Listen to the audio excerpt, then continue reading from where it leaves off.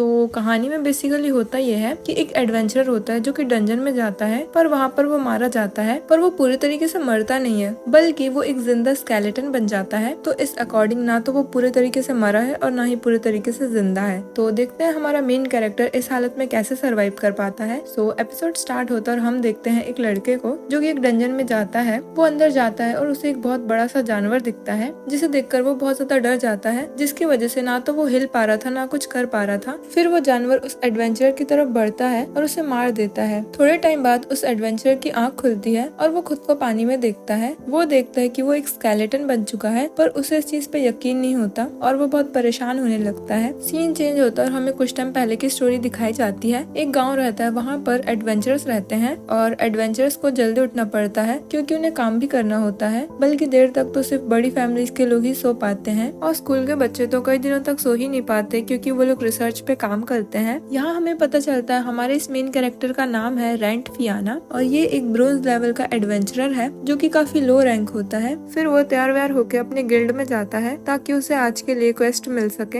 इन quest के अंदर उन्हें कई प्रकार के काम मिलते हैं, जैसे कि मॉन्स्टर को मारना, किसी की प्रोटेक्शन करना, हर्ब्स और मटेरियल्स कलेक्ट करके लाना। रेंट क्वेस्ट देख ही रहा था, फिर उसके पास 3 बंदे आते हैं जो कि उससे कहते हैं क्या हम मून रिफ्लेक्शन के लैब्रिन्थ में आज फिर से जाएंगे, और ये उसी डंजन की बात कर रहे थे जो हमने थोड़ी देर पहले देखा था। रेंट जाने से मना कर देता है और वो तीनों अकेले ही चले जाते हैं, पर रेंट को भी कोई अच्छा काम नहीं मिलता और वो सोचता है कि वो भी जाएगा। वैसे इस गिल्ड में एडवेंचरर्स अपनी पार्टीज बना सकते हैं, पर रेंट ज्यादातर अकेले ही काम करना पसंद करता है और वो ऐसा इसलिए करता है क्योंकि उसका रैंक कुछ ज्यादा अच्छा नहीं है। भले ही रेंट 10 साल से एडवेंचरिंग कर रहा है, पर फिर भी उसका रैंक सेकंड लास्ट पे आता है। पर इन सब के बाद भी रेंट का गुजारा चल जाता है, मॉन्स्टर्स को मार के और कुछ कीमती पत्थर्स गिल्ड में बेचकर। रेंट रास्ते से एक ब्रेड भी खरीदता है और फिर वो उसी डंजन में चले जाता है। उसे उस डंजन में एक ऐसी चीज मिली जो कि बहुत अनबिलीवेबल था। उसे उस डंजन के अंदर एक और डंजन मिलता है जिसके बारे में ना ही तो गिल्ड को पता था ना ही किसी एडवेंचरर को, और ये मौका रेंट के लिए बहुत अच्छा था जहाँ पर बहुत सारी कीमती चीजें और हथियार ढूंढ सकता है, और इसीलिए वो अंदर जाने का डिसाइड करता है और वो बिना कुछ सोचे समझे अकेले ही अंदर चले जाता है। पर उसे इस चीज से बाद में बहुत रिग्रेट होता है। वो अंदर जाते जाता है और उसे वहाँ पर एक बहुत बड़ा ड्रैगन मिलता है जिसके सामने ये तो कुछ भी नहीं था क्योंकि ये तो सिर्फ एक ब्रोंज लेवल का एडवेंचरर है। वो मॉन्स्टर आगे बढ़ता है और रेंट को मार देता है। रेंट खुद को पानी में देखते हुए कहता है मैं जिंदा कैसे हूँ जब उस मॉन्स्टर ने मुझे खा लिया था, पर एक सेकंड मैं तो जिंदा भी नहीं हूँ। मैं एक ऐसा मॉन्स्टर हूँ जो कि पूरे तरीके से नहीं मरा है, पर कोई भी चर्च का फादर अपने मैजिक से मुझे आसानी से मार सकता है। वो सोचता है भले ही वो मर चुका है पर उसे होश भी है और उसे उसकी सारी मेमोरीज याद भी है और शायद उसे टाउन में वापस चले जाना चाहिए। पर फिर उसे याद आता है कि अगर वो टाउन में गया तो वहाँ के लोग उसे पकड़ लेंगे और पूरे तरीके से मार देंगे। अब तो वो टाउन भी नहीं जा सकता, पर वो यहाँ भी नहीं रह सकता क्योंकि यहाँ पर वो ड्रैगन है। फिलहाल वो ड्रैगन यहाँ से जा चुका है। इस दुनिया में से बहुत से लैब्रिन्थ होते हैं पर उनके पीछे का राज किसी को भी नहीं पता,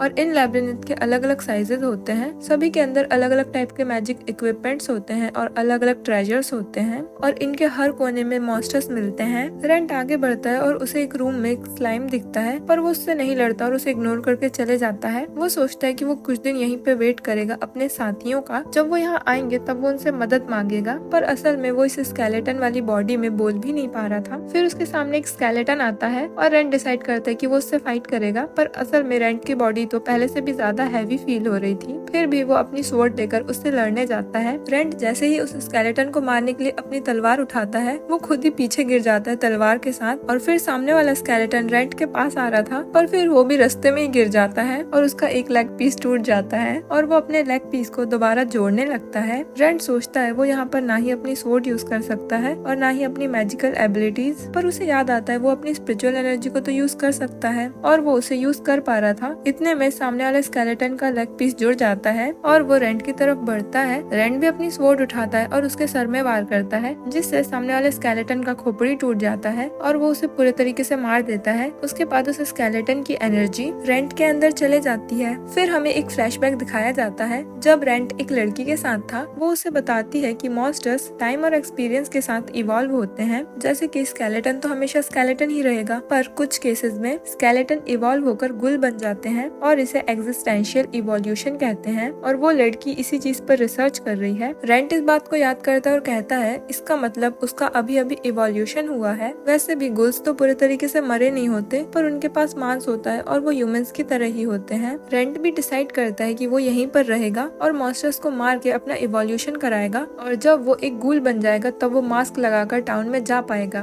दूसरी तरफ हम उसी लड़की को देखते हैं जो कि रेंट का इंतजार कर रही थी। इधर रेंट ने अब तक 5 स्केलेटन मार चुका है, पर इन सब चीजों से भी उसे कुछ ज्यादा फायदा हुआ नहीं। वो आगे बढ़ता है और उसे एक स्लाइम मिलता है। स्लाइम भी स्केलेटन की तरह वीक ही होते हैं। इन्हें फिजिकल अटैक से कुछ ज्यादा फर्क पड़ता नहीं है, पर मैजिक अटैक से ये लोग बहुत आसानी से डिफीट किए जा सकते हैं। पर इस वक्त रेंट मैजिक यूज नहीं कर सकता है और वो इस स्लाइम को सिर्फ 2 ही तरीकों से हरा सकता है। पहला, या तो वो उसके कोर पर ही अटैक करे या फिर उसे इतने टुकड़ों में बांट दे और उसके रीजनरेट होने से पहले कोर पर अटैक कर दे। रेंट लड़ने के लिए आगे बढ़ता है और स्लाइम रेंट पर अटैक करता है, पर रेंट खुद को बचा लेता है और वो भी अपनी स्वॉर्ड से डायरेक्टली स्लाइम पर अटैक करता है और लकीली एक ही बार में उसके कोर पर लगती है, जिससे वो स्लाइम वहीं पर खत्म हो जाता है। उसके बाद रेंट उस स्लाइम के लिक्विड को भी रख लेता है क्योंकि ये लिक्विड विमेन के कॉस्मेटिक बनाने में यूज किया जाता है। फिर हमें गिल्ड का सीन दिखाया जाता है जहाँ पर एक नए एडवेंचरर के बारे में बात हो रही थी कि उसे कोई नई पार्टी मिली या नहीं, क्योंकि वो कॉम्बैट फाइट में थोड़ी वीक है पर उसकी स्वॉर्डमैनशिप अच्छी है। और इन लोगों का प्लान था कि वो लोग उसे रेंट से मिलवाएंगे, पर रेंट तो कल से वापस ही नहीं आया है। दूसरी तरफ हम देखते हैं रेंट बैठा होता है, ना उसे नींद आ रही थी ना उसे भूख लग रही थी और अगर वो कुछ खाएगा भी तो वो उसके बॉडी से बाहर चले जाएगा। भले ही रेंट की फिजिकल एबिलिटीज बहुत कमजोर हो गई है, पर वो अपनी स्पिरिचुअल एनर्जी को यूज कर पा रहा है, जिससे उसे मॉन्स्टर से लड़ने में बहुत आसानी होती है। और वो अपनी डिवाइनिटी भी यूज कर पा रहा था। वो अपनी डिवाइनिटी ब्रेड पर यूज करता है, उस ब्रेड को ताजा करने के लिए, ताकि वो उसे बाद में खा सके।